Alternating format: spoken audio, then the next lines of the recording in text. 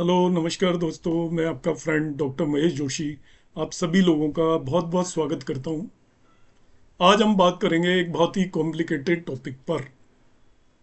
YouTube पर आप हजारों वीडियो देखते होंगे, मगर ऐसे कॉम्प्लिकेटेड टॉपिक्स पर वहाँ पर बहुत ही कम वीडियोस आते हैं। जनरली लोग राशि फल बताएंगे साल भर का, जिसका कोई बहुत ज़्यादा रेलिवेंस होता नहीं है।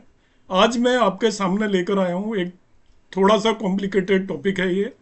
जो लोग एग्ज़ाम वगैरह देंगे उन लोगों की एग्ज़ाम में भी आता है, जो लोग ये आचार्य वगैरह का कहीं से कोर्स कर रहे हैं। चैत्र शुक्ल प्रतिपदा हिंदू न्यू ईयर कुंडली का एनालिसिस हम करने वाले हैं। और ये एक बहुत ही कॉम्प्लिकेटेड एनालिसिस होता है, उतना इजी नहीं होता। और इसको एनालिसिस करने के लिए हम मुंडेन एस्ट्रोलॉजी और वैदिक एस्ट्रोलॉजी दोनों का ही यूज़ करते हैं। चैत्र शुक्ल प्रतिपदा जो कुंडली होती है, उस कुंडली से आप किसी भी पर्सन का, किसी भी कंट्री का, पूरे वर्ल्ड का साल भर के होने वाले इवेंट को एडवांस में प्रेडिक्ट कर सकते हैं बड़े आसानी से। और बहुत ही सटीक प्रेडिक्शन जाती है। हम अगले एक साल के अंदर होने वाले इवेंट को एनालाइज करने वाले हैं आज। चैत्र शुक्ल प्रतिपदा को हिंदू न्यू ईयर स्टार्ट होता है, जिसको हम संवत 2081 अभी शुरू हो रहा है, तो वो शुरू होगा चैत्र शुक्ल प्रतिपदा को। अब इसमें होता क्या है, इसको हम बोलते हैं नव वर्ष प्रवेश हिंदू एस्ट्रोलॉजी के हिसाब से। तो नव वर्ष प्रवेश कब माना जाता है? जैसा कि आपका वैसा न्यू ईयर कैलेंडर में हम जो देखते हैं वो 1 जनवरी से शुरू होता है। हिंदू न्यू ईयर शुरू होता है चैत्र शुक्ल प्रतिपदा को, और वो शुरू होता है जब सूर्य और चंद्रमा दोनों सेम डिग्री पर मीन राशि या पाइसेस साइन में आ जाते हैं। दोनों ही सूर्य और चंद्रमा पाइसेस राशि में साल में एक बार सेम डिग्री पर आते हैं। तो जिस दिन भी वो दोनों सेम डिग्री पर आते हैं उस ही दिन को हम हिंदू न्यू वर्ष की शुरुआत मानकर चलते हैं। अब 2024 में न्यू ईयर स्टार्ट होगा रात्रि में 11:50 पे 8 अप्रैल 2024 को। और एट दैट टाइम दिल्ली में जो लग्न राइज कर रही होगी वो कर रही होगी धनु या सजिटेरियस। तो अब जो हमारा हिंदू न्यू ईयर स्टार्ट होने वाला है, जिस दिन नवरात्र भी हम स्टार्ट मानते हैं, नव दुर्गे का जो हम व्रत करना शुरू करते हैं, वो आपका शुरू होगा 8 अप्रैल 2024 को और 23:50 पर। अब हम इसको एनालाइज करेंगे। तो इसमें क्या होता है, जो न्यू ईयर होता है उसका एक पूरा मंत्रिमंडल बनाया जाता है हिंदू एस्ट्रोलॉजी के हिसाब से।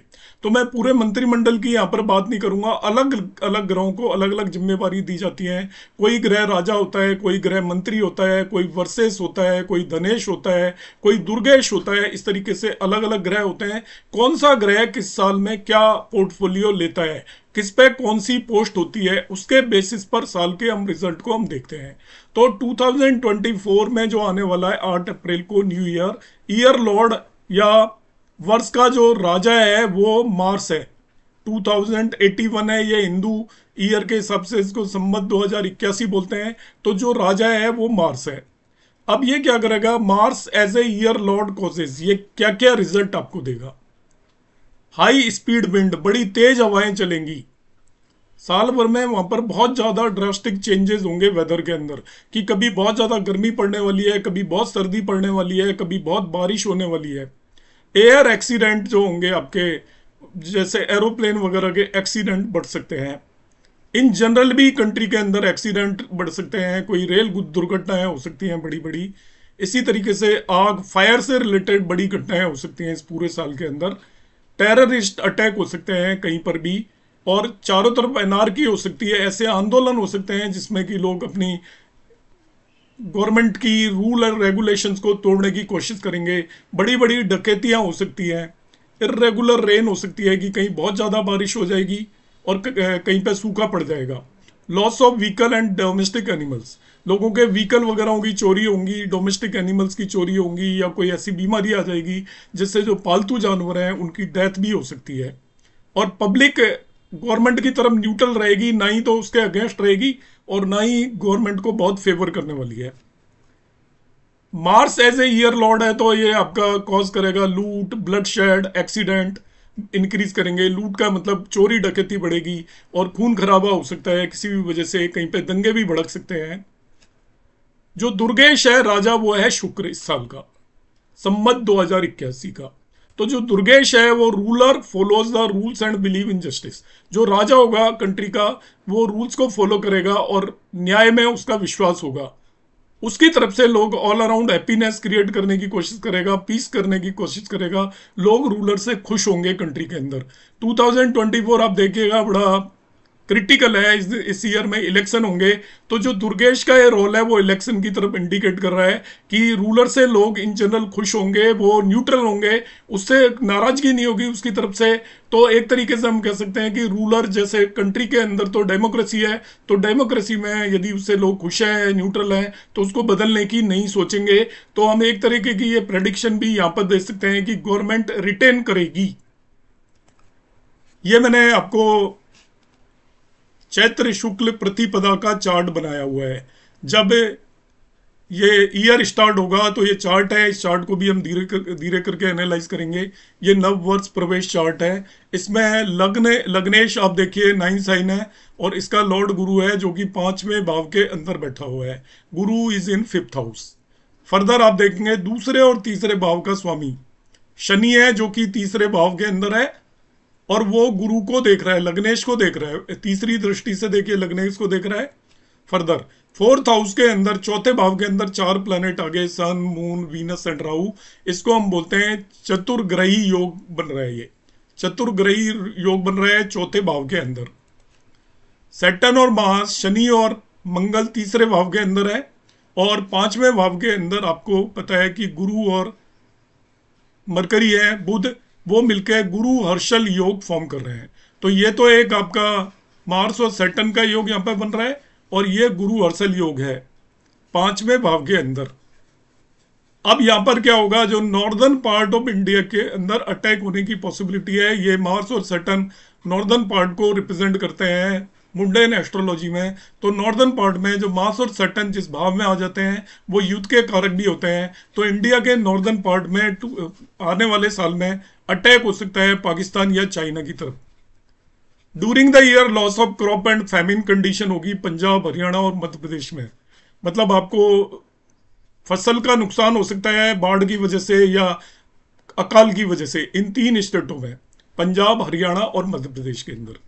लार्ज स्केल डिजीज और फेयर ऑफ डिजीज होगा, मतलब बहुत कोई बीमारी फैल सकती है बड़े स्केल पर, या जैसे कोरोना जैसी बीमारियों का डर फिर से पैदा हो सकता है और लोग बीमारियों से डरे रहेंगे पूरे साल के अंदर। पेंडेमिक का इंडिकेशन है कि फिर से कोई ऐसी महामारी फैल सकती है जैसे कि कोरोना फैली थी, तो या कोरोना ही रिपीट होकर आ सकती है किसी भी फॉर्म में। कोई वायरल फीवर फैल सकता है या चिकन पॉक्स जैसी कोई भी डिजीज फैल सकती है। There are indication of loss of wealth and life in Himachal Pradesh, Sikkim, Punjab due to flood, cyclone and weather changes. तो आपके यहाँ पर लॉस ऑफ वेल्थ, साधनों का लॉस हो सकता है, लाइफ का लॉस हो सकता है। वो हिमाचल प्रदेश, सिक्किम और पंजाब के अंदर फ्लड या बहुत तेज चक्रवात आ सकता है या मौसम में चेंजेस की वजह से यहाँ पर वेल्थ और लाइफ का लॉस हो सकता है। फर्स्ट हाफ ईयर जो होगा उसमें ज्यादा खराब समाचार आएंगे, दूसरे हाफ ईयर में उतने ज्यादा खराब समाचार नहीं आएंगे। देश के अंदर there is great progress in education and science, huge investment in telecommunication, space, weapon, defence related industry. तो ये आप अंदाजा लगा सकते हैं, अनुमान लगा सकते हैं आने वाले साल के अंदर शिक्षा और विज्ञान के अंदर बहुत ज्यादा प्रोग्रेस होने वाली है। बहुत बड़ा मोटा पैसा गवर्नमेंट लगाएगी टेलीकम्युनिकेशन में, संचार क्षेत्र में, स्पेस के अंदर। स्पेस में आप देख रहे हो कि प्रोग्रेस हो रही है, ऑलरेडी हम अलग अलग उन पर क्षेत्रों में काम कर रहे हैं। इसी तरीके से वेपन इंडस्ट्री, जो भी हथियार वगैरह बनाएगी डिफेंस फोर्सेस, उसमें भी बड़ा इन्वेस्टमेंट होगा और डिफेंस से रिलेटेड इंडस्ट्री में भी सरकार बहुत बड़ा इन्वेस्टमेंट करने वाली है। प्राइवेट सेक्टर का भी बहुत बड़ा इन्वेस्टमेंट आने वाला है इस साल में। Improvement in relations with the USA, तो कमिंग ईयर में भारत और अमेरिका के रिश्तों के अंदर बहुत ज्यादा इंप्रूवमेंट होने वाला है। Fall in child mortality rate and birth rate, बच्चों की जो जन्म के साथ ही मृत्यु हो जाती है उसमें कमी होगी और साथ साथ में बर्थ रेट, जो हमारे यहाँ भी पॉपुलेशन जिस स्पीड से बढ़ रही है उसमें थोड़ी कमी आएगी कमिंग ईयर के अंदर। अब हम इस पर बात करते हैं अगले और टॉपिक पर। Government will start new welfare scheme for child and women. तो आने वाले साल में बच्चों और औरतों के लिए नई वेलफेयर स्कीम शुरू होगी। आप देखेंगे कि अलग अलग जगह गवर्नमेंट जहाँ पे भी इलेक्शन है वो महिलाओं के लिए अलग अलग स्कीम लेकर आएंगे कि महिलाओं को हम 1,000 रुपये देंगे, कोई कहेगा 2,000 रुपये देंगे। और बच्चों के लिए भी एक स्कीम आएगी। इस तरीके की स्कीम की मैं प्रेडिक्शन दे रहा हूँ कि लोग कहेंगे कि जो भी बॉर्न होगा आपका गर्ल चाइल्ड के लिए, जैसे ही बॉर्न होगा वो नई स्कीम लेकर आएंगे कि हम इतने पैसे देंगे या मंथली इतने पैसे देंगे। ये भी स्कीम कमिंग ईयर में आ सकती है। चतुर्ग्रही योग बन रहा है इन फोर्थ हाउस। अभी मैंने बताया था चौथे भाव के अंदर 4 ग्रह हैं और वो राहु केतु एक्सिस पर हैं। तो ये आपको बता रहे हैं कि क्योंकि फोर्थ हाउस सिंहासन का हाउस होता है, 10th हाउस डेमोक्रेसी का हाउस होता है, चौथे और 10वें भाव के बीच में 4 ग्रह चौथे भाव में बैठे हैं तो वो 10वें भाव को भी देख रहे हैं। तो आपका बहुत वॉलेटाइल इलेक्शन होगा। लोग एक दूसरे पर बड़े गंभीर आरोप लगाएंगे, एक दूसरे से अब्यूजिव गाली गलौज की लैंग्वेज यूज होगी और बहुत हीटेड आर्गुमेंट होगा। शत्रुओं की तरह विपक्षी दल के नेता एक दूसरे से लड़ेंगे। पॉलिटिकल पार्टीज में किसी भी तरीके का एक प्रॉपर डिस्कशन नहीं होगा, सब एक दूसरे से गाली गलौज करेंगे। पूरे इलेक्शन कोई मुद्दों पर नहीं होंगे, ऐसे मुद्दों पर होंगे जो कि लोगों से जिनका कोई सरोकार नहीं होगा। There is a possibility of change of dates of some election in national interest. Election at some places may take little letter. तो यहाँ पे क्या होगा, पूरा नेशनल इलेक्शन होने वाला है मगर कुछ जगहों पर वो कहेंगे कि अभी हम इलेक्शन नहीं करा रहे, बाद में इलेक्शन कराएंगे। अभी इलेक्शन के लिए कंडीसिव एनवायरनमेंट नहीं है। जैसे हो सकता है कि कश्मीर के अंदर इलेक्शन ना हो, मणिपुर के अंदर इलेक्शन ना हो और सारे इलेक्शन हो जाए मगर एक दो जगह पर इलेक्शन वो नेशनल इंटरेस्ट में बाद में रखें, या कोई ऐसी प्रॉब्लम अराइज हो जाए कि कुछ जगहों पर कोई दंगे हो जाएं, इस तरीके की चीज़ें हों तो कुछ जगह के काउंटर मांड हो जाएंगे इलेक्शंस, या लेटर डेट्स पर वो इलेक्शन होंगे या इलेक्शन को पोस्टपोन करना पड़ सकता है कुछ जगहों पर। ये ध्यान रखना। एक न्यू माइनिंग पॉलिसी आएगी, खनन पॉलिसी आएगी अलग से। तो आप देखते हो कि खनन में बहुत व्यापक रूप से भ्रष्टाचार है। आप बदरपुर वगैरह मिट्टी या आयरन कोल वगैरह जो निकालते हैं, बहुत इलीगल माइनिंग हो रही है। उस पर गवर्नमेंट एक नई पॉलिसी लेकर आ सकती है। Government will take extraordinary step in production of defence weaponry. तो आपको मालूम है कि डिफेंस क्षेत्र में गवर्नमेंट बहुत ज़्यादा एक्स्ट्रा ऑर्डनरी स्टेप्स ले सकती है, नई नई इंडस्ट्रीज लगा सकती है और लोगों को, प्राइवेट सेक्टर को भी वो अपनी तरफ आकर्षित कर सकती है कि आप इस फील्ड में इन्वेस्टमेंट करिए और उससे देश का इंपोर्ट और एक्सपोर्ट भी इसके अंदर बढ़ेगा। हम बाहर के देशों को अपने देश में बने हुए वेपन बेचने की कोशिश करेंगे कमिंग ईयर के अंदर। Some anti-social element will create problems for government. Opposition to government can be violent and can cause large-scale violence. तो कुछ एंटी सोशल एलिमेंट गवर्नमेंट के लिए प्रॉब्लम क्रिएट कर सकते हैं कमिंग ईयर के अंदर। और जो अपोजिशन भी है गवर्नमेंट को अपोज करेंगे वो, और वायलेंट वे में अपोज करेंगे। जैसे कोई आपने देखा था पीछे किसान आंदोलन में, उसके अगेंस्ट नहीं बोल रहा हूँ किसान आंदोलन के, मगर जब हुआ था तो दिल्ली के अंदर बहुत वायलेंट प्रोटेस्ट हुए थे जिसमें लाल किले पर भी लोग चढ़ गए थे। तो वो आपका एक तरीके का एंटी सोशल एलिमेंट उसके अंदर इन्वॉल्व थे। तो इसी तरीके के कोई भी आपके एजिटेशन हो सकते हैं जिसमें एंटी सोशल एलिमेंट उसमें इन्वॉल्व हो सकते हैं। अपोजिशन के जो लीडर्स हैं उनके जेल में जाने की भी बहुत ज़्यादा पॉसिबिलिटी है, उसकी वजह से भी अनरेस्ट हो सकता है। गवर्नमेंट करप्शन पर बहुत ज़्यादा स्ट्रिक्ट होगी और स्पेशली जो अपोजिशन के लीडर जो करप्शन कर कर आए हैं उन पर गवर्नमेंट बहुत स्ट्रिक्ट एक्शन लेने वाली है। इलेक्शन के जस्ट बाद बहुत सारे लोगों की गिरफ्तारियां होने वाली हैं और बहुत सारे लोगों को सजा होगी। गवर्नमेंट और भी स्ट्रिक्ट कानून लेकर आने वाली है आने वाले साल में करप्शन के against. Mars and Saturn conjunction है तीसरे भाव में।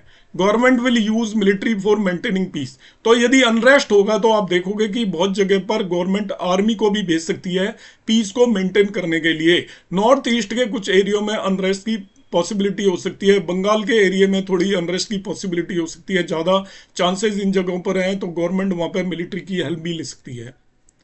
तो इस तरीके से अभी हमने देखा कि यहाँ पर मैंने आपको नववर्ष, जो हिंदू नववर्ष के बेसिस पर समर 2081 की मैंने आपको प्रेडिक्शन दी।